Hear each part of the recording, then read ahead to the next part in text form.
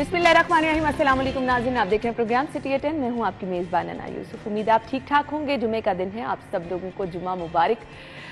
उम्मीद है कि ये जुमा हम सब के लिए मुबारक होगा, हमारे मुल्क के लिए मुबारक होगा, सब अच्छा हो, ये दुआ भी है। आप लोगों से इल्तिजा ये है कि अपनी दुआओं में हम सबको याद रखें। आज के प्रोग्राम का बाकायदा आगाज और सबसे पहले बढ़ेंगे आज की टॉप स्टोरीज की तरफ। खबरें क्या हैं? सबसे पहले खबर है जी सबूत, चीफ इलेक्शन कमिश्नर को पेश, पीटीआई का जलाओ घेराव।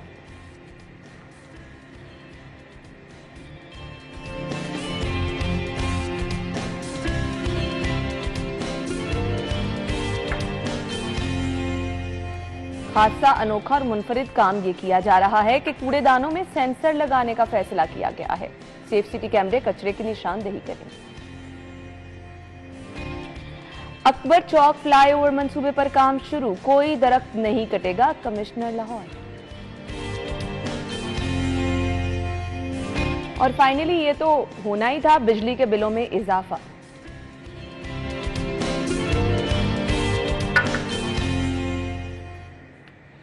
खबरों से बेहतर ये था कि अच्छी सी चाय थी तो बंदा चाय एंजॉय कर लेता, खबरों की तरफ ना ही जाता। लेकिन चलें, मजबूरी है, हमने शो तो करना ही है, आपसे खबरें भी शेयर करनी है।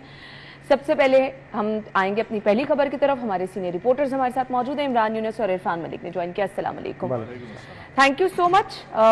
दिल तो कर रहा है कि कुछ जो मुनफरिद और फनी न्यूज लग रही है सबसे पहले मैं उसकी तरफ आऊं, लेकिन चलें लीड स्टोरी की तरफ पहले बढ़ते हैं। खबर यह है जी पीटीआई पुरतशद्दुद मुजाहिरों में टीएलपी से कई गुना आगे बढ़ गई। चीफ इलेक्शन कमिश्नर और मेंबरान को तस्वीर, वीडियो मैसेजिंग के सबूत भी पेश कर दिए गए, तफसीली ब्रीफिंग दी गई है इस पर। इरफान, आपने तमाम मुजाहिरे कवर किए हैं अब तक, माशाल्लाह से हमने आपको देखा, जिस तरह की भी सिचुएशन हो आप मौजूद रहे फील्ड में, हर तरह के पुरतशद्दुद मुजाहिरे आपने कवर किए। ये वाकई ही अपनी नौयत के अनोखे वाकयात थे जो हुए? बिल्कुल ना, इससे पहले आज तक लाहौर की तारीख में ऐसे पुरतशद्दुद वाक़यात रूनमा नहीं हुए। उसकी मैं आपको मिसाल देता हूँ। रिसेंटली इमरान खान की हुकूमत थी तो उसमें टीएलपी की जानिब से एहतजाजी मुजाहरे किए गए थे। उसमें कैजुअलिटी ज़्यादा थी, ठीक, उसमें लोगों की अमवात ज़्यादा थी, लेकिन सामने से रद्द-ए-अमल ये नहीं था। सामने से रद्द-ए-अमल ये नहीं था। उसमें ये नहीं था कि पेट्रोल बम फेंके जाएं, उसमें ये नहीं था कि गोलियां चला दी जाएं। उसमें वो लोग जो है तो सब कुछ प्लान करके ज़मान पार्क में रखा गया था ना पहले। बिल्कुल। और कल जो मीटिंग हुई इलेक्शन कमीशन के साथ वज़ीर आला पंजाब की, और पंजाब हुकूमत ने जो सबूत फ्राहम किए वो नाकाबिले तरदीद हैं। उसमें आपको बताएं कि एविडेंस दिए गए, एविडेंस बेस्ड जो थे वो सारे शवाहिद थे, जिसके अंदर बताया गया कि ये लोग जिनकी जियो फेंसिंग के ज़रिए उनकी लोकेशंस आई वो उनको फ्राहम की गई, फिर उसके साथ साथ वीडियो, ऑडियोज़, ये तमाम चीज़ें उनको फ्राहम की गई। उसमें अब तहरीक इंसाफ की जानिब से ये एक बयानिया बनाने की कोशिश की जा रही थी कि शायद ये लोग उनके नहीं हैं, लेकिन जब इलेक्शन कमीशन को ये तमाम सबूत दिखाए गए तो इलेक्शन कमीशन भी ये कहने पर मजबूर हुआ कि वाकई आज तक की लाहौर की तारीख में ऐसे पुरतशद्दुद वाक़यात नहीं हुए और ये ट्रेंड लोग थे। इसकी एक बड़ी मिसाल मैं आपको देता हूँ कि लाहौर में टीयर गैस जो है वो चलना मामूल की बात होती है किसी भी एहतजाज पे, और पुलिस की जानिब से ये फर्स्ट रिएक्शन होता है कि उन मुजाहिरीन को किस तरह बात है, जहां दफा 144 का नफाज हो वहां एहतजाज हो तो हमने उनको डिस्पर्स करना है। लेकिन यहाँ पे एक चीज जो है वो अनोखी नजर आई कि क्योंकि टीयर गैस जो है इसका असर जायल करने के लिए जो इकदाम किए जाते हैं उसमें ये होता है कि आप किसी जगह के ऊपर आग लगा दें ताकि उसका असर जो है वो उस धुएं के साथ जो है मिलकर जाया हो जाए। कार्बन डाइऑक्साइड जो है वो अगर फिजा में ज्यादा होगी तो जो टीयर शेल के अंदर गैस है उसके असरात जो है वो कम हो जाते हैं। तो ये ट्रेन लोग ही कर सकते हैं। ट्रेन लोगों की तरफ से जब भी आप देखें तरीके इंसाफ के ऊपर जो टारगेट किया गया, पुलिस ने इनको पकड़ने की कोशिश की, इनके ऊपर टीयर शेल फेंकी, तो इन्होंने फौरी किया कि वहाँ पे आसपास की अमलाक जो है उनको जलाना शुरू कर दिया, और ताकि टीयर शेल जो है वो असर ना कर सके। यानी प्लान ए बी सी उन्होंने सब तैयार रखा हुआ था। सब तैयार था। पेट्रोल बम आपने वहाँ पे जो स्टोर करके रखे, और अभी तक आज की डेट तक ज़मान पार्क के अंदर जो बंटों की बोरियां हैं वो वहाँ पे मौजूद हैं, जो किसी भी नाखुशगवार वाक़े के दौरान इस्तेमाल की जाएंगी। और इसके लिए गुलेल वाले जो मैं वही कहने लगी थी, कारकुनों को हाथों में गुलेले थामे देखा है जो हमने और उस गुलेल को वैसे तो वो बड़ी लगती है कि आम सी एक गुलेल है, उसमें क्या होगा, लेकिन अगर उसमें बंटा रख के जो मारा जाता है तो उसमें उसकी गोली से ज़्यादा रफ्तार है, क्योंकि बंटा जो है, बंटा भी वो कुछ छोटे साइज़ का नहीं है, वो बड़े साइज़ का बंटा है। और अगर जब वो लोगों को लगता है, जितने भी पुलिस एहलकार जख्मी हुए वो बंटों से और पत्थरों से हुए। और उसमें एक और चीज़ हमने देखी कि ज़मान पार्क अगर देखा जाए तो ज़मान पार्क के करीब कोई ऐसी जगह नहीं है जहाँ पे कोई कंस्ट्रक्शन हो रही हो, जहाँ से पत्थर आगे हों। ये पत्थर वो हैं जो टफ टाइल वहाँ पे लगाई गई, जो उसके डिवाइडर लगाए गए केनाल रोड के, उन डिवाइडर्स पे सीमेंटेड जो है वो पत्थर रखे जाते हैं, उन पत्थरों को तोड़ा गया। उनके जो पत्थर जो हैं वो नुकीले पत्थर वो इस्तेमाल किए गए पुलिस के ऊपर और सरकारी इमलाक के ऊपर, जो गाड़ियां नजर आतिश की गई। आज तक आपने कभी नहीं देखा होगा कि लाहौर में तो थे अपनी इतनी बड़ी तादाद के अंदर, इतनी बड़ी तादाद के अंदर पुलिस व्हीकल जो है उनको चलाया गया हो, प्राइवेट व्हीकल्स उनको चलाया गया हो, या जो जनाह हाउस है या इस तरह की जो तनसीबात हैं उनको टारगेट किया गया हो। हमारे पास एक पुरतशद्दुद जो इंसिडेंट था वो आज से कोई 10 साल पहले था, जो लाहौर में माल रोड के ऊपर एक उलमा की जानिब से जो रैली निकाली गई थी, जो खाके बनते थे उनके खिलाफ, फ्रांस में खाके बनते थे, वो रैली निकाली जाती थी। उस रैली के दौरान हमने देखा कि माल रोड को बुरी तरह नजर आतिश कर दिया गया, वहाँ पे जितनी शॉप थी उनको लूट मार की गई।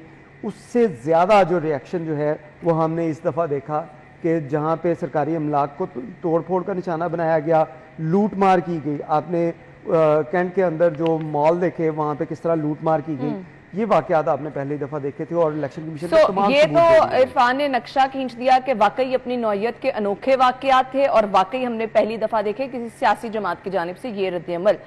मकबूल तरीन सियासी जमात थी पाकिस्तान तहरीक इंसाफ थी। मैं इसलिए कह रही हूँ क्योंकि आजकल हम देख रहे हैं हर दूसरा बंदा जो है वो ये पार्टी छोड़ता चला जा रहा है।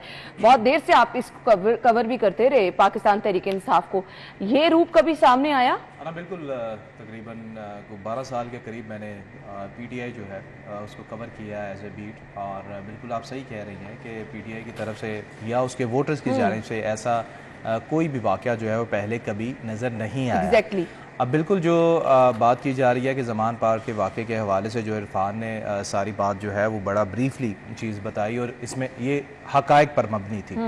ऑब्वियसली जब आप सूबे से बाहर से अहलकार जो है वो बुलाएंगे, अहलकार मैं इसलिए कह रहा हूँ चूँकि वो मीडिया पर भी आता रहा और ख़ुद चूँकि हम भी वहाँ पर मौजूद थे तो हमें पता चला कि दूसरे सूबे से पुलिस फोर्स जो है इन्होंने जहाँ पर इनकी हुकूमत थी वहाँ से बुला कर जो है वो वहाँ पर सिक्योरिटी के फ़राइज़ जो है वो सरअंजाम दे रहे थे। तो आगे से उनसे उन्होंने जो है वो रिएक्शन जो है वो दिखाया और उन्होंने ना सिर्फ खुद रिएक्ट किया बल्कि जो वहाँ पर कारकुनान मौजूद थे उनको भी ट्रेन किया। अच्छा, दूसरा एक और चीज़ मैं आपको बताता चलूँ कि मैं समझता हूँ कि इसमें ठीक है तहरीक इंसाफ के जो कारकुनान वहाँ पर मौजूद थे उन्होंने जो रिएक्शन दिया, दूसरी जानिब देखा जाए ये जो हमारे सिक्योरिटी इदारे हैं या पुलिस है इनकी नाअहली भी सामने आती है कि आप जो है इतनी नाक़िस प्लानिंग के साथ आपने वहाँ पर जो है वो गिरफ्तारी की कोशिश की या कारकुनों को रोकने की कोशिश की कि आपके कई अहलकार जो हैं वो ज़ख्मी हुए, आला अफसरान जो है वो भी इस वाक़े में ज़ख्मी हुए। आप सिर्फ पथराव जो है उनका उसको रोक नहीं सके और बल्कि आप बार बार गिरफ्तारी के लिए आगे जाते थे और स्टेप बैक जो है वो हो जाते थे। बिल्कुल ये बात हम बारहा इसका तज़किरा करते हैं कि एहतजाज जो है वो हर किसी का आइनी हक है, लेकिन अनटिल अनलेस वो एहतजाज जो है वो जलाओ गिराओ में ना तब्दील हो जाए, सरकारी इमलाक को ना नुकसान पहुंचाया जाए और इस किस्म के हमले जैसे ये 9 मई को हमने देखे हैं वैसे ना हो। बिल्कुल इनके खिलाफ करार वाक़ई इनको सज़ा जो है वो देनी चाहिए और कार्रवाई चल भी रही है।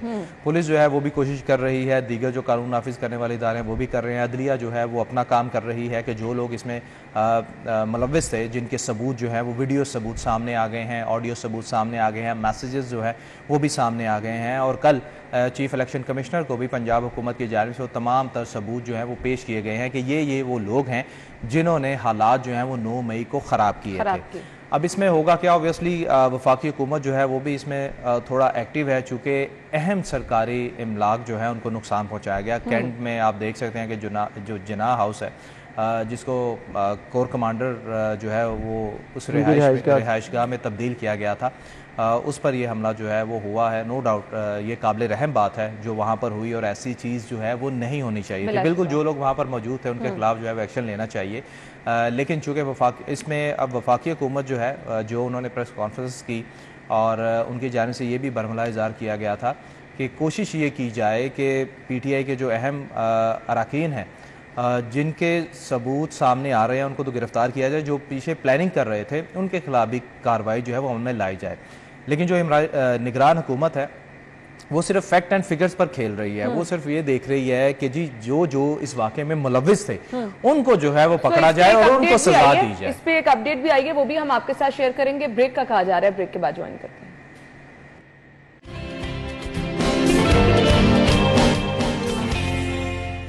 Welcome back once again. Break से पहले हमने डिस्कस किया कि बिलाशुबा ये अपनी नौयत के मुनफरिद वाक़यात थे। अब निगरान हुकूमत इस पर एक्टिव भी है और निगरान वज़ीर आला के ज़ेर सदारत इजलास हुआ है।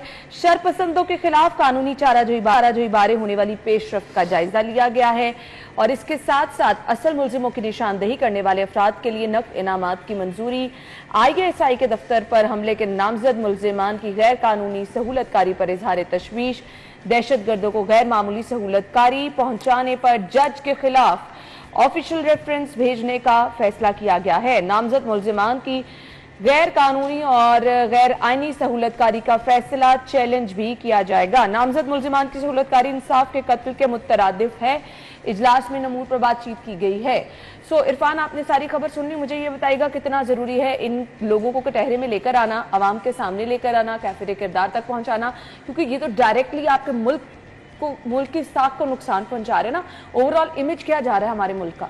अना, बिल्कुल आपकी बात ठीक है कि अब ये वक्त की ज़रूरत बन चुका है कि ये ना हो कि जैसे पहले ऐसे वाक़यात रूनुमा होते रहे, इस पे 25 मई का वाक़या ले लें या और इस तरह के वाक़या, 14 तारीख का वाक़या ले लें, 10 तारीख का वाक़या ले लें या ये 9 मई का वाक़या ले लें। इससे पहले भी जो वाक़यात हुए उसमें भी आप किसी मुलजिम को सजा नहीं करवा पाए। ऐसे ही है। और यही वजह थी कि इन लोगों के हौसले बढ़े। इन्होंने इस कदर हौसले बढ़ गए कि हमारी जो पूरी दुनिया के अंदर जो हमारा दुश्मन जो है वो प्लान करता रहा और आज तक उसको नाकामी का सामना करना पड़ा, वो इन लोगों ने इसी ढील की वजह से उसके अंदर ये कामयाब हो गए। और ये सिर्फ अपनों ने जो है वो हमारे उन लोगों ने ये नुकसान पहुंचाया। बाहर किसी की इतनी ज़रूरत नहीं थी कि वो हमारे कैंट के एरिया में हमारे जिनाह हाउस के ऊपर इस तरह हमला कर सके, या वो जहाज़ जिसने 4 मिनट के अंदर दुश्मन के 5 जहाज़ गिरा दिए हों, हम उसको जला सके। जो दुश्मन ने उसको कर सका, हम लोगों ने करके दिखा दिया। तो ये चीज़ें उसी वजह से हैं कि इनको ढील दी गई। लेकिन अब क्योंकि पंजाब हुकूमत, वाकई हुकूमत, ये तमाम जो है वो इस वक्त एक पेज के ऊपर हैं और यही फैसला किया गया है कि इन लोगों को कटहरे में लाया जाए। और उसका ही एक मिसाल ये है कि तमाम लोगों की इस दफ़ा प्रॉपर जियो फेंसिंग के जरिए, फेशियल रिकग्नाइजेशन के जरिए, नादरा के जरिए हर चीज़ उन लोगों को दिए जाएंगे, नकद इनामात दिए जाएंगे। और इसमें आपको ये भी बताएं कि बहुत से लोगों ने बढ़ चढ़ कर इसके अंदर हिस्सा लिया। पंजाब हुकूमत की जानिब से एक हेल्पलाइन बनाई गई थी। उस हेल्पलाइन के ऊपर बताया गया था कि अगर किसी को इन लोगों के बारे में इंफॉर्मेशन है तो उनको फौरी तौर पे आगाह किया जाए। तो उसमें कई लोगों ने इन लोगों की आइडेंटिफिकेशन की, इनके घरों के एड्रेस, फ़ोन नंबर, इवन हर चीज़ जो है इनकी तस्वीर तक उस नंबर के ऊपर भिजवाई गई। और इसी वजह से आज जो इजलास हुआ है उसके अंदर उन लोगों को इनामात देने की मंजूरी जो हुकूमत की जानिब से प्रिंट और इलेक्ट्रॉनिक मीडिया के ऊपर भी उसकी तशहीर की गई थी, उसकी मंजूरी दे दी गई और इसके ऊपर जो है वो इनामात भी दिए जाएंगे। उसके साथ साथ ऐसे लोग जो सहूलतकार इनके बने, इन दहशतगर्दों के जो शरपसंद थे, जिन्होंने इतना बड़ा लॉस किया मुल्क का, पूरी दुनिया के अंदर हमें जो एक मजाक की सूरत हमारी बना दी, शर्मिंदगी का सामना करना पड़ा। अब इन लोगों को कैफे किरदार तक पहुँचाने का वक्त आ चुका है। और इसी वजह से आपने देखा होगा कि प्रोसिक्यूटर जो जनरल थे, आपके सेक्रेटरी प्रोसिक्यूटर थे, इनको जो है वो हटाया गया। उसकी वजह ये थी कि एक देखें, एक एंगल होता है अगर जुडिशियल सिस्टम देखा जाए तो उसमें पुलिस, फिर उसके बाद इन्वेस्टिगेशन, फिर उसके बाद प्रोसिक्यूशन के बाद जो है वो जज ने ये डिसाइड करना होता है कि ये आया जुर्म इसने किया है या प्रूवन है या नहीं है। तो इसमें इन्वेस्टिगेशन की तरफ से ही वो सारी चीज़ें चली गई। लेकिन प्रोसिक्यूशन जो थी, इसने जो एतराज़ात थे, जो चलान की सबमिशन थी, जो आगे का प्रोसेस था, उसके अंदर डिले किया और उसी वजह से कुछ लोगों को ATC कोर्ट से आपने देखा होगा अगर रिलीफ भी मिला। और इसी बिना के ऊपर अब ये फैसला किया गया था कि फौरी तौर पे इनको ओहदे से हटाया जाए ताकि किसी भी शरपसंद को कोई जरा बराबर भी इसमें रियायत ना मिल सके, ताकि कानून का, मुल्क की साख का है, इमेज का है, उस पर कॉम्प्रोमाइज नहीं करना चाहिए। अब अगली खबर की तरफ आते हैं। अपनी नौयत का मैं इसको अनोखा इकदाम भी कहूंगी और आई डोंट नो ये मजाक किया जा रहा है। खासा मुजाहिका खेज लग रहा है ये सिलसिला। तो खैर, कूड़ेदानों में सेंसर लगाने का फैसला किया गया है। सेफ सिटी कैमरे कचरे की निशानदेही करेंगे। अल्लाह ताला रहम करे। सेफ सिटी कैमरों ने पहले क्या क्या किया, यहाँ पे बहुत बुरे एक्सीडेंट हुए, लोगों को लूट मार का निशाना बनाया गया। वहाँ सेफ सिटी के कैमरे कितना फायदा पहुंचा सके, जिन मकसद के लिए उनको लगाया गया था वो कितना पूरा कर सके, और सेफ सिटी के वो कैमरे जिनका आज तक पासवर्ड ही नहीं मिल सका वो चले हैं या नहीं चले, कूड़ों पे कौन से अलहदा से कैमरे और सेंसर लगाया जाएगा, ये मुझे समझा देंगे। ना जब से सिटी एट 10 प्रोग्राम चल रहा है, मेरे ख्याल से आज तक कोई इंटरटेनमेंट की न्यूज़ जो है वो आपके प्रोग्राम का हिस्सा नहीं बनी। मैं वही हैरान हो रहा था कि फर्स्ट टाइम जो है वो आपने इंटरटेनमेंट की न्यूज़ जो है वो इसमें शामिल कर ली है। सेफ सिटी अथॉरिटी सीरियस खबर है, साइड आपने खबर बड़ी जिम्मेदारी जी मैं अब आपको बताने लगा हूँ ना। देखें, ये मेरे ख्याल से सिर्फ एक मजाक ही है। देखें, सेफ सिटी के हवाले से अगर बात की जाए उसकी कारकर्दगी के हवाले से, और दूसरी तरफ अगर आप आ जाएं कि सॉलिड वेस्ट मैनेजमेंट कंपनी के हवाले से, इन दोनों ने जो मुश्तरका कोशिश कर रही हैं, ये सेंसर लगाएंगे कूड़ादान में ताकि पता चल सके कि यहाँ पर कूड़ा मौजूद है। भाई आपका स्टाफ कहाँ गया है?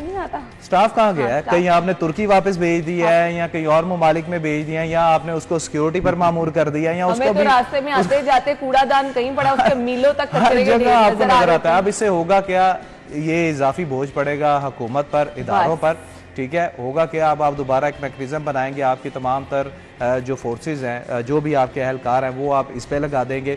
मुझे ये बताएं कि हर यूसी में सिटी में जो बड़ी वॉल लगी है वहां से वो कूड़े की निशानदेही हर करेंगे। यूसी देखें, ये कूड़े की निशानदेही करेंगे, उसके बाद अमल दरामद कौन कराएगा? जो उस यूसी की जिसके पास जिम्मेदारी है, जो वहाँ के अहलकार है, वही करवाएंगे ना। अब मैं आपको इकबाल टाउन की सूरत हाल बताता हूँ। आज ही सुबह जब मैं घर से निकला हूँ तो मैंने सुबह आज जो है इनकी हेल्पलाइन पे कॉल करके ये कहा है कि हमारे इकबाल टाउन के एरिया में अलहम्द कॉलोनी में पिछले 6 दिन से सफाई नहीं हुई, और ये मेन रोड है 50 फुट का बड़ा रोड, 6 दिन से सफाई नहीं हुई। आपका अमला कहाँ है? उन्होंने कहा जी ये तो पॉसिबल हो ही नहीं सकता। मैंने कहा मैं आपको पिक्चर्स जो है ना वो एज एविडेंस भेजता हूँ, क्योंकि मैंने पहले ही बना के रख ली थी जो यहाँ की सूरत हाल है। मतलब ये सूरत हाल है कि आपका अमला वहां पर जा नहीं रहा। जब आप सेंसर लगा देंगे सिर्फ ये चेक करने के लिए कि ये जो डस्टबिन है या कूड़ेदान है इसका वजन जो है वो ज्यादा हो गया, इट मींस यहाँ पर कूड़ा है, तो वो उठाने कौन जाएगा? आपके एहलकार ही जाएंगे ना। आपके एहलकार तो पहले नहीं काम कर रहे। बिल्कुल ऐसे ही है।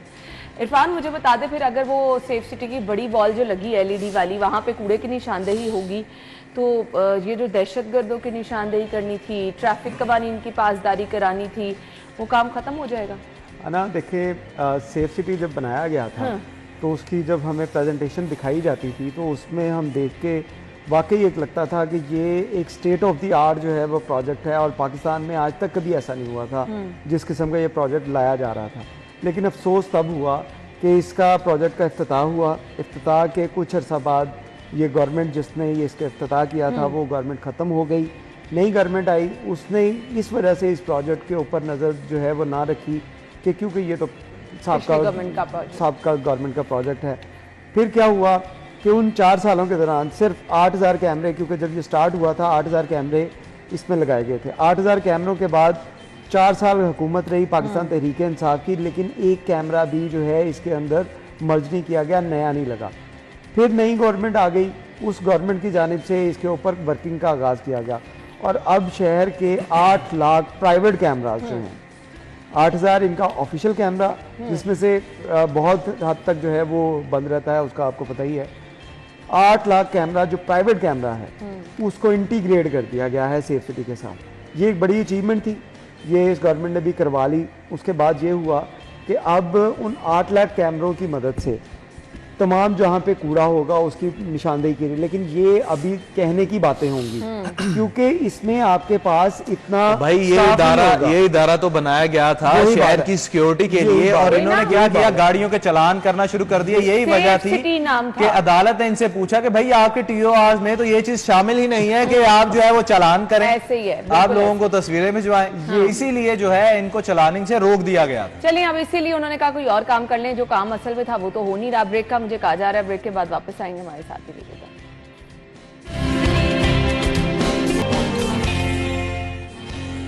Welcome back. और आवाम को जो इस टाइम सबसे बड़ा मसला जिसका सामना है वो है महंगाई, और महंगाई में इस सीजन में बिजली के बिल भारी भरकम और उस पर लोड शेडिंग भी हो रही है, जो कि आवाम का एक बहुत बड़ा मसला बन चुकी है। खैर, अप्रैल में 3 अरब की रिकवरी नहीं हुई और अब क्या होगा फाइनली फिर से बिजली के बिलों में इजाफा होगा। 1 मिनट मेरे पास है, मुझे दोनों से एक कमेंट देखिए जी, आपको 3 अरब की रिकवरी नहीं हुई तो अब क्या आप करेंगे कि उसका तमाम बोझ जो है आप अवाम पे डाल देंगे, उस अवाम पे डालेंगे जिससे आपकी रिकवरी की शरह 94% है। हाँ। 94% रिकवरी ये अप्रैल में हुई है, अदरवाइज ये रिकवरी जो है ये 98-97% होती है, 99% भी होती है। सरकारी महकमों से आप रिकवरी जो है वो कर रहे हैं सिर्फ 54%, और वो अवाम जो बेचारे आपको टैक्स भी पे करते हैं, बिजली के बिल भी, और बिजली का बिल अगर डिले हो जाता है तो वो फाइन भी पे करते हैं, उनके लिए आप बिजली फिर बढ़ा रहे हैं। होना तो आपको सबसे पहले आप रोके बिजली चोरी, अपनी बिजली चोरी रोके, अपनी करप्शन रोके। सिर्फ इन 2 अवामिल को अगर आप कंट्रोल करने ना, आप यकीन जाने आपके लाइन लॉसेस का मसला भी हल हो जाए, तजवीज भी और हल भी यही है, और आपका जो पैसा है वो भी, रेवेन्यू जो है वो भी बढ़ जाए। इरफान क्या कहना चाहेंगे? ना, मैं आपको अच्छी चीज ये बताना चाहूंगा कि आइंदा वाटर से रिलेटेड अच्छी चीज सुने एक या 1.5 माह बाद आपके बिजली की कीमतें जो है इसके अंदर कमी आ रही है, क्योंकि फ्यूल जो है उसकी कीमत में आप देखें 12 रुपए कमी आई। इसी तरह भाई आज तक तो नहीं हुआ, आगे होगा आज तक तो नहीं हुआ, आज तक नहीं हुआ, लेकिन इसीलिए ये खबर है कि आइंदा 1-1.5 माह के अंदर जब भी पेट्रोल कम हुआ है तक किसी चीज की कीमत 1-1.5 माह के वापस अंदर नहीं आई। हुकूमत जो है बिजली के बिल की कीमत जो है वो कम करने वाली है। अच्छा, कल आमिर भाई ने भी यही नवीद सुनाई थी और मैंने कहा था कि चलें अवाम तक इसके समरात जब तक ये दोनों इकट्ठी चाय पीते हैं ना, इसलिए इनके बयानात एक जैसे अवाम को झूठी तसल्लियां दे रहे हैं। मैं कहती हूँ अवाम तक समरात भी तो पहुंचे, हमें खुशखबरियां, उम्मीदें, नाउमीदी वाकई कुफ्र है, लेकिन हालात हमें कहीं से भी अवाम की फेवर में कम अज कम नजर नहीं आ रहे। लेकिन चले मान लेते हैं इरफान की बात, क्योंकि हम कहते हैं कोई अच्छी खबर, कोई तसल्ली कोई तो दे, बेहतर उम्मीद की जा सकती है कि कुछ बेहतर हो जाए, दुआई की जा सकती है, वरना हालात इस तरह के नहीं है। थैंक यू सो मच, बहुत बहुत शुक्रिया नाज़रीन। हम हेडलाइंस के बाद आते हैं।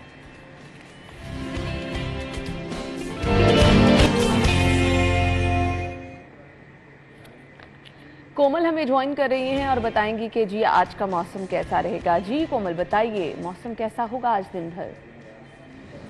जी बिल्कुल अना, लाहौर शहर के मौसम के हवाले से बात की जाए तो मौसम की सख्तियां जो हैं वो अरूज पर हैं। अच्छी खासी गर्मी का एहसास भी बढ़ चुका है, शहरी बहुत ज़्यादा गर्मी से निढाल नज़र आ रहे हैं, क्योंकि हवाओं का सिलसिला भी इस वक्त मुकम्मल तरीके से थमा हुआ है। सूरज की आबोताब दिखाने में मसरूफ़ है और हमारे जो पौधे हैं वो भी मुरझाए हुए नज़र आ रहे हैं। शहरियों को एहतियात बरतने के हवाले से ताकीद भी की जा रही है। इसी के साथ साथ टेम्परेचर के हवाले से बात की जाए तो मौजूदा दर्जा हरारत भी तकरीबन 35 डिग्री सेंटीग्रेड रिकॉर्ड किया जा रहा है, और आइंदा 24 घंटों के दौरान लाहौर शहर में मौसम मज़ीद सख्त होने के हवाले से इम्कानात जो हैं वो जाहिर कर दिए गए हैं। अना, ऐसे मौसम में जो है वो शहरियों को कोशिश करनी चाहिए कि हल्के रंग के कपड़ों का इंतखाब भी करें, क्योंकि बहुत से ऐसे डार्क कलर्स हैं जो कि सूरज की शुआओं का ऑब्जर्व करते हैं, जिसकी वजह से गर्मी की शिद्दत ज़्यादा शहरियों को महसूस होती है। तो इसलिए जो है वो शहरियों को ये भी कहा जा रहा है कि हल्के रंग के कपड़ों का इंतखाब करें और पानी का ज़्यादा से ज़्यादा इस्तेमाल करें, क्योंकि आने वाले दिन मज़ीद सख्त और गर्म होंगे। और इसी के साथ साथ टेम्परेचर के हवाले से बात की जाए तो आइंदा 24 घंटों के दौरान टेम्परेचर जो है वो तकरीबन 39 डिग्री तक जाएगा, और बारिशों से मुताल्लिक कोई पेशगोई नहीं की जा रही। मौसम जो है वो इसी तरह से गर्म और खुश्क रहेगा। वहीं फ़िज़ाई लुदगी में भी खातिखा इजाफा देखने में नजर आ रहा है, और AQI की मजमूई शरह इस वक्त 157 रिकॉर्ड की जा रही है। लाहौर उलूदा शहरों की फहरिस्त में पहले नंबर पर आ चुका है। तो ये हालात हैं जी शहर के मौसम के हवाले से भी, और हमारे सामने एयर क्वालिटी इंडेक्स भी शहर का मुतासिर नजर आ रहा है। अब स्टूडियो में आपको एक बार फिर से खुशामदीद कहेंगे प्रोग्राम के हिस्से में। जी बहुत ही एक हमारा मुआशरती मैं कहूँगी कि एक अहम पहलू है जिसको हम जिक्र करने वाले हैं, जो कि आपकी शख्सियत से मुतल्लिक है। आजकल जिस तरह से तंगी हम देख रहे हैं, हालात मुश्किल होते चले जा रहे हैं, लोगों में कुछ बढ़कर दिखाने का जो एक मैं कहूँगी वो जज्बा नहीं है, वो शो ऑफ जिसे हम कहते हैं ना, वो बहुत ज़्यादा होता चला जा रहा है। गरूर, तकब्बुर आपकी असल नेमतों में भी कमी लेकर आता है। आपने अक्सर सुना होगा कि गरूर का सर हमेशा नीचा होता है, लेकिन क्या वजह है कि हम इतनी मुश्किलात के बावजूद भी जो चीज़ें हमारे पास हैं उसको बढ़ चढ़ कर दिखाते हैं और समझते हैं कि हमसे आगे तो कोई हो ही नहीं सकता। असल में इनके नुकसानात क्या हैं? ये किस तरह से आपकी नेमतों को कम कर देता है, बरकत उठा लेता है? तकब्बुर असल में है क्या, इस पर हमने बात करनी है और इसके नुकसानात क्या हैं, ये आपसे शेयर करेंगे आज के शो में। अल्लामा ऐनुल हक बगदादी साहब जो कि मजहबी स्कॉलर हैं हमारे साथ मौजूद हैं, अपने शो में उन्हें वेलकम करेंगे। अस्सलाम वालेकुम जी। वालेकुम अस्सलाम व रहमतुल्लाहि व बरकातहू। बहुत बहुत शुक्रिया आपके कीमती वक्त के लिए। हम देखते हैं आजकल लोगों में एक ट्रेंड बढ़ता चला जा रहा है। आई थिंक सोशल मीडिया पे जिस तरह से हम चीज़ों को शो ऑफ करते हैं उसके बाद से ये ट्रेंड ज़्यादा पकड़ा गया है। मतलब आपके पास अगर इतना है तो आप उसको इतना दिखा रही हैं, उस पर फिर आप प्राउड इस तरह से कर रहे हैं, तकब्बुर इस तरह से कर रहे हैं कि आपके पास जो है वो बस किसी के पास नहीं, जो आप हैं वो कोई नहीं है। तो ये किस तरह से हमारी एबिलिटी को मुतासर करता है, हमारी नेमतों में क्या कमी का सबब बनता है? अल्लाह ताला को तो वाकई ये चीज़ पसंद नहीं है। बिस्मिल्लाहिर्रहमानिर्रहीम, बहुत शुक्रिया और बड़ा ही इम्पोर्टेंट टॉपिक आपने सेलेक्ट किया। आज की माशरती हमारी ये बहुत बड़ी कमी भी है। आप अगर इसको हम इस अंदाज में ले लें कि जो हमारा दीन है, दीन इस्लाम, ये दीन फितरत है, जो इंसान की नेचर है ये बिल्कुल उसके मुताबिक है। अब अल्लाह रब्बुल इज़्ज़त ने अपने बिल्कुल आगाज़, बल्कि जब इंसानियत को अभी बिल्कुल उसकी तख्लीक के मरहले में था, तो तब से अल्लाह रब्बुल इज़्ज़त ने इस एक ये जो मज़मूम सिफ़त है तकब्बुर की, इसको वहीं से ले लिया।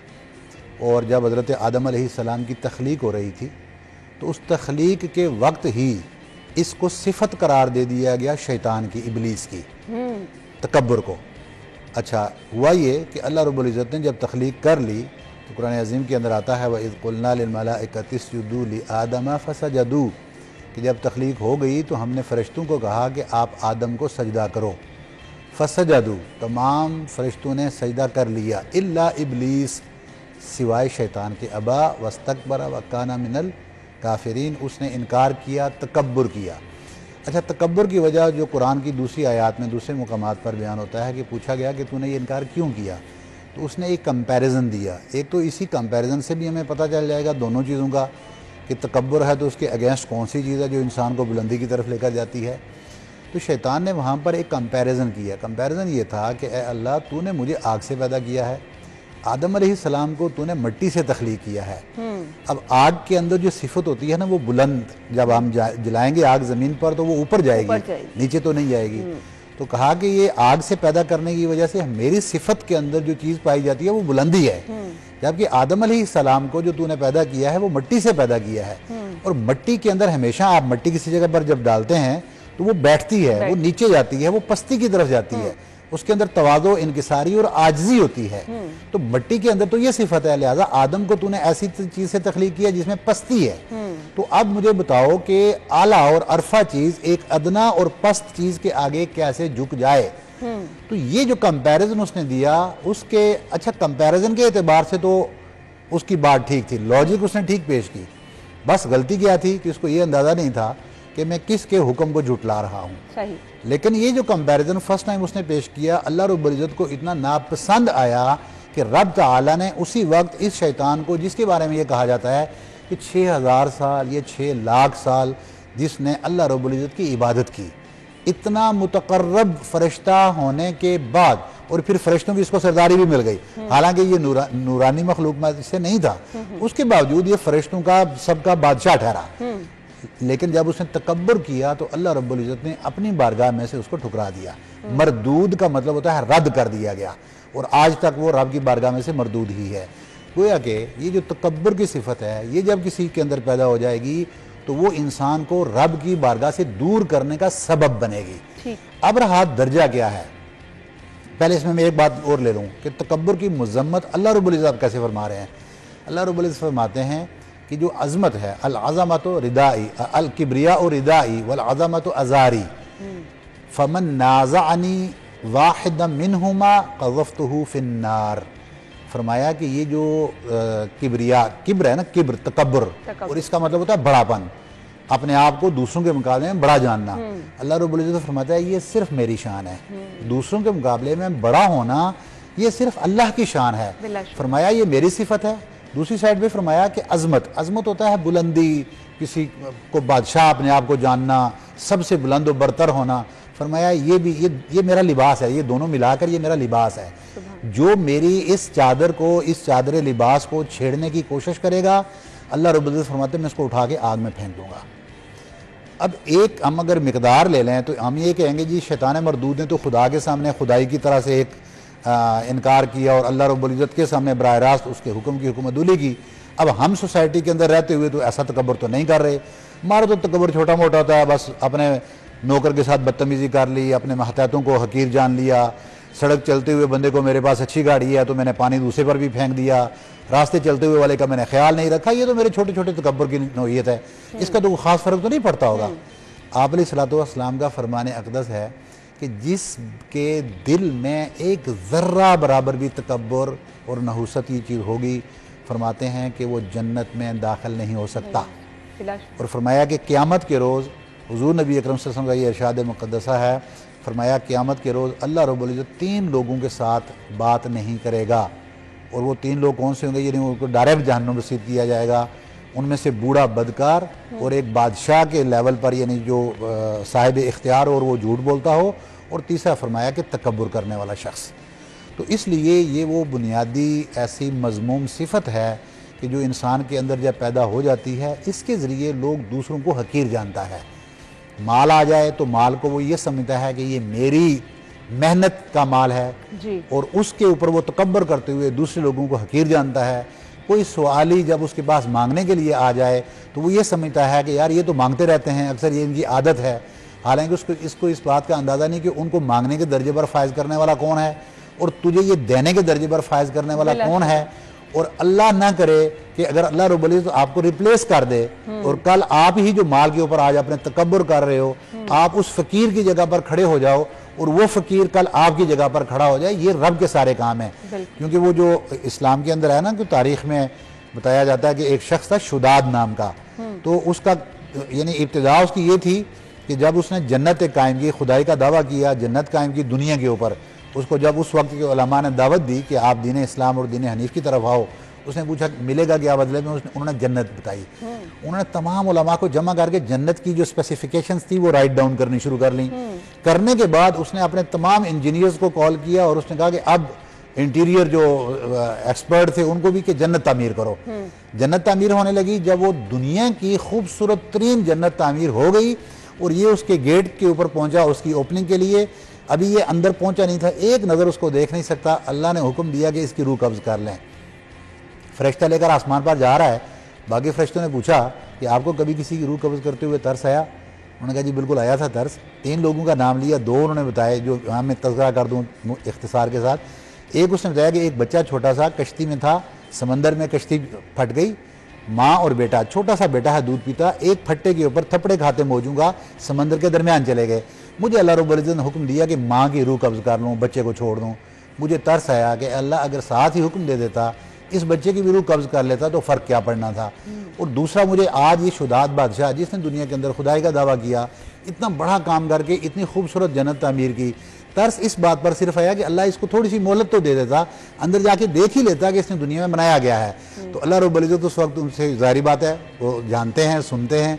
तो अल्लाह रब्बुल इज़्ज़त ने फौरी तौर पर मुखातब हुए और फरमाया कि तरस खाने वालों, जान लो कि ये वही बच्चा है जिसको तुम समंदर के दरमियान में थपड़े खाते छोड़ाए थे मौजूदा, कि इसका कोई पेशवा जानने वाला, इसके कोई मददगार नहीं होगा। मैंने इसको वहाँ से निकाला और आज इस दर्जे तक पहुँचाया कि इसने मेरे ही खिलाफ मेरी खुदाई का दावा कर दिया। गोया के अल्लाह रब्बुल इज़्ज़त के इख्तियार में है कि वो किसी को मनसब दे फिर उसे छीन ले, वो किसी को ताकत दे वो उसे छीन ले, वो किसी को इल्म दे और उसके ऊपर अमल न दे। इमाम अली रज़ी अल्लाह ताला अन्हु का बड़ा प्यारा फरमान है, जब आपसे इल्म की तारीफ़, और एक बड़ी वो नहजुल बलागा में भी हर जगह ये मौजूद है कि जब इल्म की, तो आपने इल्म की एक जिस्म की सूरत में तारीफ़ की और फरमाया कि इल्म का जो सर है, फरमाया ये तवाज़ु और इनकिसारी है। इल्म कौन सा होता है? इल्म सिखाता है आपको आजिज़ी, बंदगी। अब शैतान का वहाँ क्या था, तकब्बुर क्यों आता है? शैतान के पास इल्म इतना था कि उसको फरिश्तों का सरदार बना दिया गया, लेकिन वहाँ हुआ गया कि उसने अपने इल्म की बुनियाद पर कंपैरिजन करना शुरू कर लिया और लॉजिक्स पेश की। लॉजिक्स के जरिए अल्लाह ताला के साथ डिबेट की, अल्लाह का हुक्म, आजिज़ी और तवाज़ु। अच्छा, डिबेट फरिश्तों की तरफ से था। फरिश्तों ने भी शुरू में कहा गया अल्लाह हमें ऐसे बंदे को सजदा करवाने लगा है जिसकी तूने तख्लीक कर ली है, दुनिया में जाएगा, फसाद फैलाएगा, खून बहाएगा, तेरी इबादत के लिए हम काफ़ी नहीं है।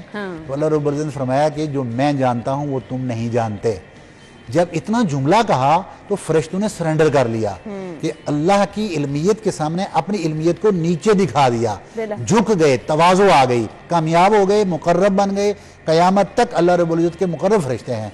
शैतान ने कंपैरिजन किया, लॉजिक्स पेश की कि ये होगा, अल्लाह के हुक्म को भूल गया। अल्लाह ने बता भी दिया कि जो मैं जानता हूँ तुम नहीं जानते, लेकिन वो इस बात को जब नहीं माना तो अल्लाह की बारगाह से मरदूद हुआ। गोया कि इंसान जब इल्म पर भी गरूर करने लगे तो वो शैतानी सिफत बन जाती है। सही, मुझे ये बता दीजिएगा, ये तकब्बुर में ट्रैक्शन बहुत है। आप देखते हैं कि फलां बंदा है और वो इस तरह से लाइफस्टाइल उसका ये है, इर्द गिर्द वाले लोग अट्रैक्ट होकर उसी ट्रैक पे चलना शुरू कर देते हैं। हम इससे दूर कैसे रह सकते हैं? अच्छा ना, एक तो मैं ये अर्ज़ कर दूँ कि क्योंकि इससे फौरी तौर पर इसका एक मफ़हूम लोग ले सकते हैं कि अच्छा लिबास पहनना, अच्छा जूता पहनना, अच्छी रिहाइश रखना, शायद ये भी तकब्बुर के माना में आता हो। आप अलैहिस्सलाम से इसी हदीस पर जब तकब्बुर की बात आई तो इसी के अंदर ही कुछ सहाबा कराम ने पूछा कि मैं अगर कोई शख्स अच्छा लिबास पहनता है, अच्छे शूज़ पहनता है, तो क्या ये भी तकब्बुर के माना में आएगा, नेमतों का इजहार करता है? तो आपने फरमाया कि बिल्कुल नहीं। क्यों? कि ये वो चीज़ें हैं जो अल्लाह की नेमतें। बल्कि एक दूसरी जगह पर एक हदीस में आपने फरमाया कि एक शख्स फटे पुराने कपड़े पहन के आ गया, तो आपने फरमाया कि क्या आपके पास कोई माल दौलत नहीं? तो उसने बताया कि बिल्कुल माल दौलत है। आपने फरमाया कि फिर अल्लाह की दी हुई नेमतें आपके जिस्म पर नज़र भी आनी चाहिए। अच्छा, ये तब होगा कि जब आप अल्लाह की दी हुई नेमतों को इस्तेमाल भी करें, लेकिन अपने सराउंडिंग में मौजूद लोगों को जो महरूम हैं उनको हकीर न जाने, बल्कि दिए हुए माल के अंदर वफ़ी अमवालिहिम हक़्क़ुल लिस्साइल वल महरूम, अल्लाह ने जो हुक्म दिया है कि जो आपको मैंने माल दिया हुआ है, इस माल के अंदर महरूम लोगों का, यानी जिनको माल नहीं दिया उनका भी हक है। तो जब उनके हक को याद भी रखता हो, उनको देता भी हो, और किसी को हकीर इस बुनियाद पर ना समझता हो कि वो अल्लाह ने उनको दिया नहीं, तो ऐसी सूरत में अगर वो अल्लाह की नेमतों का इजहार करता है तो ये तकब्बुर नहीं होगा।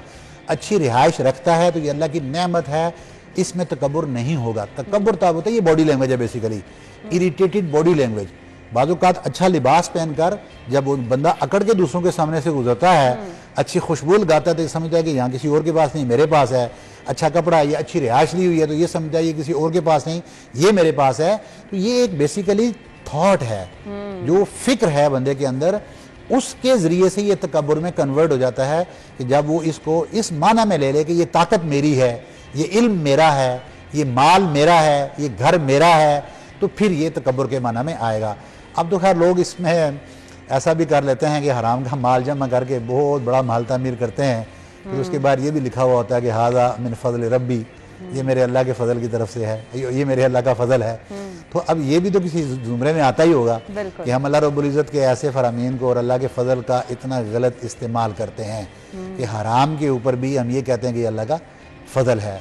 तो बहरहाल असल चीज़ यही है कि आजिज़ी जो है, तवाज़ो है, ये हमारी बुनियाद के अंदर होनी चाहिए। गुरूर, तकब्बुर, इसका शायबा तक इंसान के पास नहीं होना चाहिए, तभी वो इंसान कामयाब हो सकता है। अल्लाह रब्बुल इज़्ज़त ने जो हमें इबादत दी है ना जी, इबादत, इसका जो मीनिंग है असल, और बंदा, बंदगी, इसका असल मतलब सिर्फ़ और सिर्फ एक बनता है, उसको कहते हैं गायतुत तज़ल्लुल, आला दर्जे की आजिज़ी व इनकिसारी, ये इबादत है। इबादत ये नहीं है कि मैं 5 वक्त की नमाज भी पढ़ रहा हूँ, कुरान पाक मैंने हिफ्ज़ भी कर लिया है, उसकी रोज़ाना तलावत भी करता हूँ, लेकिन उसके बावजूद मेरे अंदर तकब्बुर, नहुसत उसी अंदाज में है। मैं इंसान जो अल्लाह की मखलूक है उनको इंसान नहीं जानता, और तब ये होगा कि वो कुरान में पढ़ूंगा मेरी हलक से नीचे नहीं उतरेगा। नमाजें मैं अदा कर रहा हूँ, लेकिन वो नमाजें मेरे ऊपर, मेरे किरदार को बदलने वाली नहीं होंगी। अब इसलिए हम देखते हैं कि आज मसाजिद तो नमाजियों से भरी हुई हैं, लेकिन वही नमाजी जब बाहर निकलता है, मस्जिद से निकलते ही वो अगले बंदे को गाली निकालेगा, किसी के साथ लड़ाई कर रहा होगा, किसी के साथ, क्योंकि जो नमाज का बेसिक महराज थी कि वो बेहयाई और बुरी बातों से रोकती है, क्योंकि हमने नमाज के उस महराज और उस फ़लसफ़े को अपनाया नहीं। और नमाज का जो असल हकीकत थी, आजिज़ी के साथ रब की बारगाह में खड़े होना और झुकना। मैंने जो पहले सबसे आगाज़ इस बात में किया कि आदम की तख्लीक मिट्टी से हुई, इंसान की तख्लीक मिट्टी से है, मिट्टी की सिफत ही झुकना है, और असल रिफ़अत झुकने में है। बिल्कुल, जब रब की बारगाह में झुकेंगे तो रब ताला आपको रिफ़अतों से नवाजेगा, बिलाशुबा। और इसी नोट पे जी हम अपनी इस गुफ्तगू को इख्तिताम पे भी पहुंचाना चाहेंगे कि इतनी बड़ी मिसाल है कि अल्लाह ताला के आगे जब आप झुकते हैं तो अल्लाह ताला आपसे वादा करता है कि आपको हर वो नेमत अता फरमाएगा जिसका आप उसे तकाजा करेंगे। सो तकब्बुर असल में आपको कहाँ ले जाता है, किस तरह आपकी पर्सनालिटी को तबाह कर देता है, नेमतें आपसे दूर कर देता है, वाज़े तौर पर हमने आज के शो में रोशनी डाली है। बहुत बहुत शुक्रिया आपके कीमती वक्त के लिए, जज़ाकल्लाह। नाज़रीन, ब्रेक होगी, ब्रेक के बाद ज्वाइन करते हैं।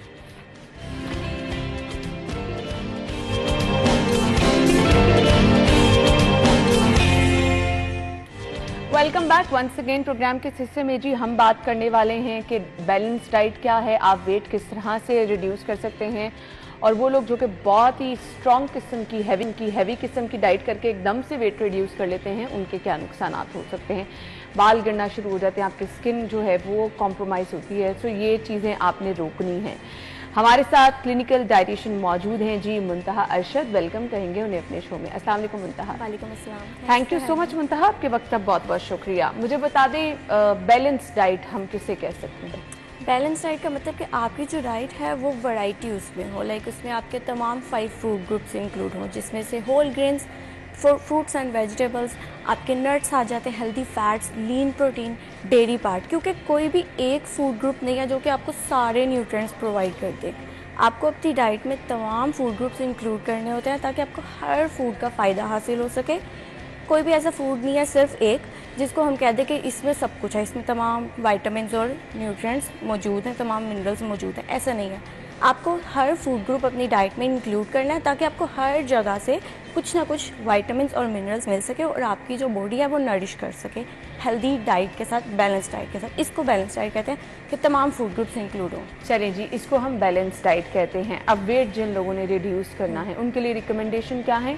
क्योंकि यहाँ पे लोग हैवी डाइट करके वेट एकदम से रिड्यूस कर देते हैं और उसके साइड इफ़ेक्ट्स होते हैं। Weight loss, basically weight loss के लिए आपको कैलोरी मैनेजमेंट करनी होती है।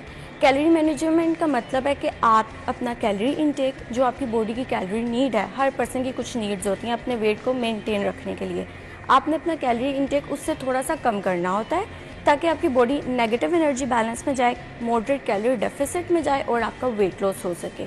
बट इसका मतलब ये नहीं है कि आप एक्सट्रीम लेवल पे अपना कैलोरी इनटेक कम कर दें, बिकॉज लोगों का यही होता है कि जहाँ पे उनको खाना कैलोरी डेफिसिट का नाम आता है उनके दिमाग में आता है मतलब जी अब फाका करना है, खाना पीना छोड़ना है, तो वो अपनी कैलोरीज को अंडर एस्टिमेट कर लेते हैं और बिल्कुल ही खाना पीना छोड़ देते हैं। आपने अपनी डाइट से सिर्फ और सिर्फ 500 कैलोरीज कम करनी होती है।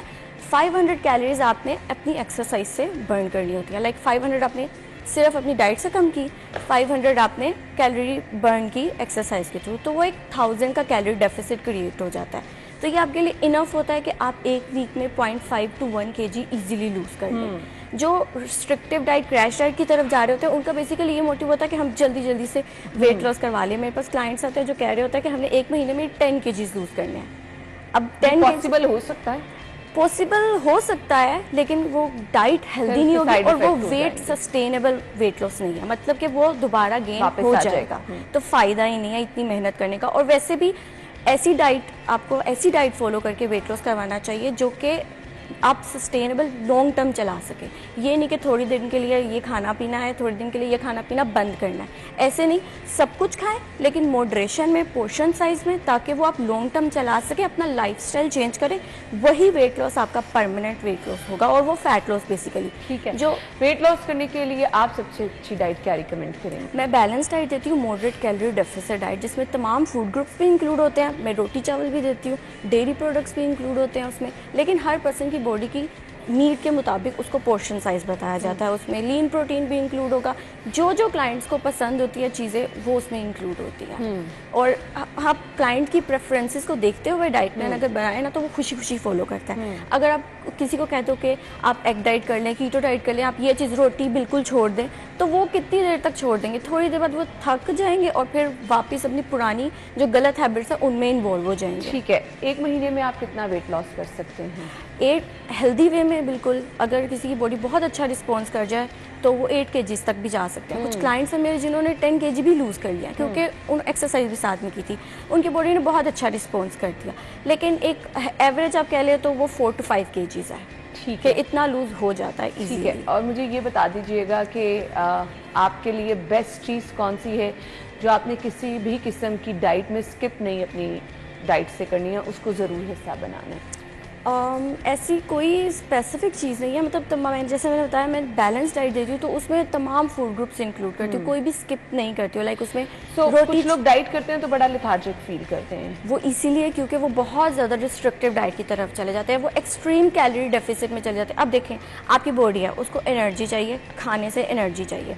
आप अपनी बॉडी को खाना ही नहीं दोगे, धक्के से उसे चला रहे हैं, धक्के से एक्सरसाइज में, तो कहाँ पे आपको एनर्जेटिक फील होगा? आपको अपना पूरा दिन एनर्जी में रहना है, इसीलिए आपने एक्सट्रीम कैलोरी डेफिसिट में नहीं जाना है, सिर्फ थोड़ी सी कैलोरीज बर्न करनी है और आराम सुकून से वेट लॉस करवाना है। लोगों को ये होता है कि ज़्यादा कैलोरीज कम कर देंगे जल्दी वेट लॉस हो जाएगा, और ये चीज़ तो बहुत ज़्यादा है लोगों में कि फ़ौरन से हमें रिजल्ट्स चाहिए, वरना हमारी मोटिवेशन ख़राब हो जाती है। आप जब रियलिस्टिक गोल सेट करें ना कि मुझे एक वीक में ही एक वीक में सिर्फ 0.5 to 1 kg लूज़ करना है और सब कुछ खाते पीते वेट लॉस करवाना है, तो वो अप्रोच आप रखेंगे ना तो आपको कोई वीकनेस, कोई भी लेथार्जिक आप फील नहीं करेंगे। सही, हमें डाइट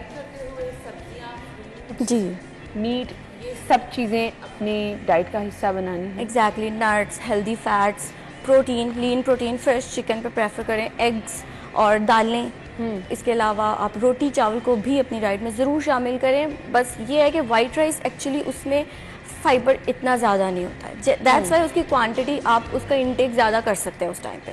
तो अगर वाइट राइस भी आपने कंज्यूम करने हैं तो उसकी क्वांटिटी का आपने ख्याल रखना है। सही। अब मुझे ये बता दीजिएगा, गर्मी है, अगर आप डाइट करें, कुछ लोग सिर्फ लिक्विड डाइट पे चले जाते हैं, दैट्स उस प्रैक्टिस को कैसे देखते हैं? वो बिल्कुल भी सही नहीं है। आप सिर्फ लिक्विड पे नहीं रह सकते हैं। आपको कितनी कैलोरीज मिल जाएंगी उन लिक्विड से, आपको कितने न्यूट्रिएंट्स मिल जाएंगे, and at the end of the day आपका कैलोरी इंटेक उससे इतना पूरा नहीं होगा। और हमारी बॉडी को सॉलिड फूड चाहिए होता है along with water, obviously hydration हमने रखनी है इसमें, लेकिन आपकी बॉडी को सॉलिड फूड चाहिए, फाइबर चाहिए। अगर कोई लिक्विड डाइट पे चला जाता है तो उसे कॉन्स्टिपेशन का इशू बहुत होता है। इसके अलावा लिक्विड डाइट में वो फिर ऐड करते हैं शुगर वगैरह भी, तो वो भी ऑब्वियसली आपका शुगर लेवल स्पाइक कर देगा। जब शुगर लेवल स्पाइक करेगा तो इंसुलिन लेवल भी स्पाइक करेगा और फिर वही इंसुलिन रेजिस्टेंस हो जाएगी और उससे भी वेट लॉस नहीं हो पाता। और इसी वजह से कुछ लोगों को PCOS या डायबिटीज़ ये इश्यूज नज़र आने लग जाते हैं, इंसुलिन रेजिस्टेंस हो जाती है। सही। तो लिक्विड डाइट बिल्कुल भी ठीक नहीं है। सही। और वो डाइट जिससे हम डाइट अगर कर रहे हैं, हमारी स्किन और बाल अच्छे रह रहे हैं, तो हमें वो उन कौन कौन सी चीज़ों को अपनी डाइट का हिस्सा बनाना है कि हमारी स्किन कॉम्प्रोमाइज़ ना हो, हमारे बाल कॉम्प्रोमाइज़। आपको उसके लिए अपना पूरा जो मेन मील है ना, ब्रेकफास्ट लंच डिनर, उसको बैलेंस बनाना है। अब वो किस तरह से कि उसमें कार्ब्स भी हो, उसमें प्रोटीन भी हो, उसमें फैट्स भी हो। कार्ब्स आपको रोटी या स्लाइस ब्रेड ले लें, इस तरह से राइस ले लें, आपको कार्ब्स इससे मिल जाएंगे। ओट्स आप ये भी कंज्यूम कर सकते हैं। उसके साथ आपने प्रोटीन का पार्ट ऐड करना है। अब प्रोटीन आपको lean protein, chicken, fish, eggs और पीनट बटर, इस तरह की चीज़ों से अपनी डाइट को आपने प्रोटीन भी प्रोवाइड करनी है अपने मेन मील में, ये ज़रूरी है। इसके साथ अपने हेल्दी फैट्स को इनकॉर्पोरेट करना है।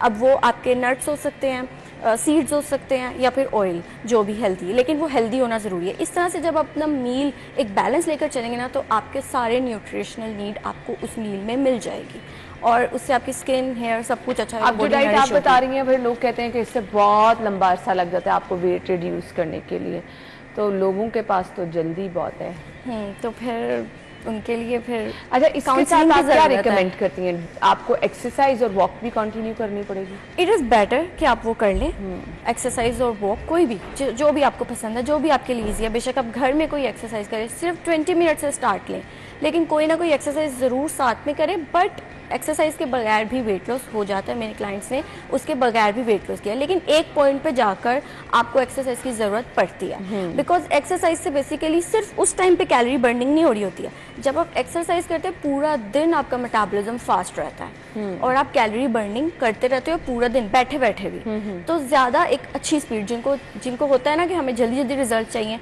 तो उनके लिए ये है कि आप balance diet, moderate calorie deficit diet लो, हेल्दी डाइट लो, साथ में एक्सरसाइज आप अच्छी कर लो। दिन में 2 दफ़ा एक्सरसाइज कर लो। आपको बहुत जल्दी है ना, कैलोरी डेफिसिट आपने मजीद बढ़ाना है, तो आप एक्सरसाइज से कैलोरीज बर्न कर लो, उससे और मेटाबॉलिज्म फास्ट हो जाएगा और अच्छा बॉडी रिस्पॉन्स है कि गर्मियों में वेट जल्दी कम होता है या एक्चुअली ऐसा होता है? एक्चुअली थोड़ा सा है ये ऐसा, मतलब डायरेक्ट लिंक नहीं है, बट थिंग इज़ के सीन ये है कि सर्दियों में क्रेविंग ज़्यादा होती है। उसकी वजह ये होती है कि सर्दियों में सन एक्सपोजर कम होता है, गर्मियों में सन एक्सपोजर ज़्यादा होता है और उसकी वजह से हमारी बॉडी में एक सेरोटोनिन हार्मोन है, उसकी प्रोडक्शन बढ़ जाती है, जो कि आपकी क्रेविंग्स को मैनेज करके रखता है। सही।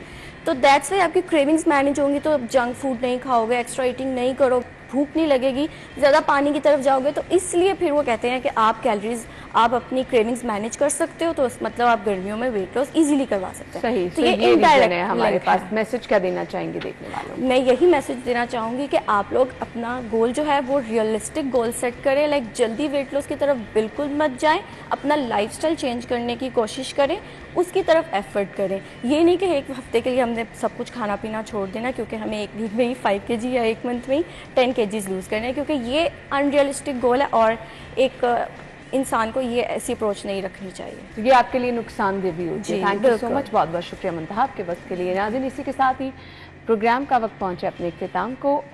आपकी बर्थडे अगर कल है तो हमें अपनी पिक्चर्स भिजवा दें, इंशाल्लाह कल हम वो प्रोग्राम का हिस्सा बनाएंगे। सेकेंडली, अगर आप कोई सजेशन देना चाहते हैं, आप चाहते हैं कि कोई सेगमेंट हम अपने शो में ऐड करें, या फिर आप अपनी डेली रूटीन के हवाले से कुछ एक्सरसाइज या फिर कोई टोटका हमसे पूछना चाहते हैं, ज़रूर उस पर भी हम आपको फीडबैक देंगे। आप ज़रूर हमारे फेसबुक और इंस्टाग्राम पेज पे हमारे साथ अपनी राय भी शेयर कर सकते हैं, सजेशन भी शेयर कर सकते हैं। अपना बहुत सारा ख्याल रखिएगा। कल सेम टाइम पर आपसे मुलाकात होगी। अल्लाह हाफ़िज़।